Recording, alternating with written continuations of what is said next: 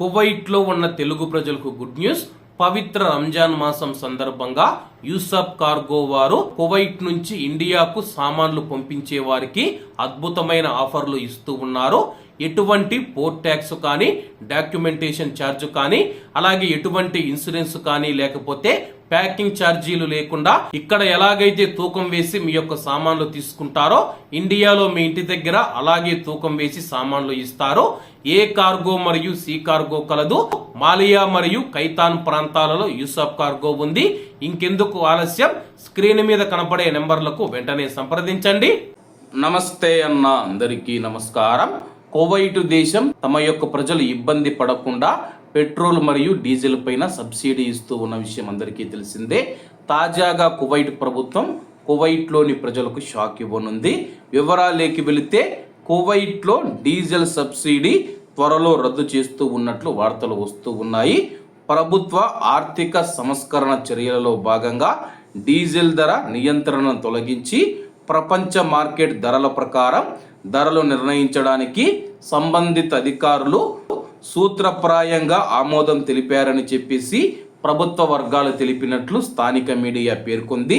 ప్రస్తుతం litre diesel ధర కంపెనీలకు 115 ఫిల్స్ మరియు వ్యక్తిగత వినియోగదారులు ఎవరైతే ప్రజలు ఉన్నారో వాళ్లకు 55 ఫిల్స్.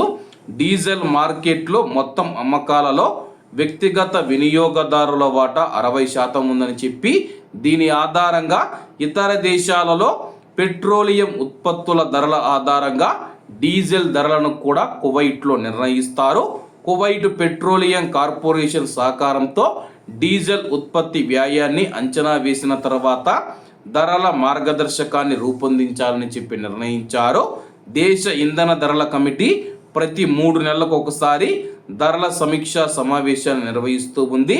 డీజిల్ ధరల పెరుగుదల వినియోగదారులలో ఆందోళన కలిగించినప్పటికీ డీజిల్ అక్రమ రవాణాను కొంతవరకు నిరోధించవచ్చని చెప్పి అధికారులు భావిస్తూ ఉన్నారు. అయితే సామాన్య ప్రజల ప్రయోజనాలు కాపాడతామని అధికారులు స్పష్టం చేశారు. ప్రస్తుతం ఉన్న అన్ని సబ్సిడీలను వర్గీకరించి సమీక్షిస్తామని చెప్పి రాబోయే రోజుల్లో ఈ విషయంలో నిర్ణయాత్మక నిర్ణయాలు తీసుకుంటామని చెప్పేసి అధికారులు తెలుపుతూ ఉన్నారు. రాబోయే రోజుల్లో డీజిల్ పై కువైట్ ప్రభుత్వం ఇస్తూ ఉన్న సబ్సిడీ ఏదైతే ఉందో దాన్ని రద్దు చేసే విధంగా అయితే ప్రస్తుతం చర్చలు జరుగుతూ ఉన్నాయి. మరి రాబోయే రోజుల్లో కువైట్ అధికారులు, కువైట్ ప్రభుత్వం ఎటువంటి నిర్ణయం తీసుకుంటుందో వేచి చూడాల్సి ఉంది. కాబట్టి అందరూ బాగుండాలి, అందులో మనం ఉండాలి. అందరికీ నమస్తే అన్న, జై హింద్.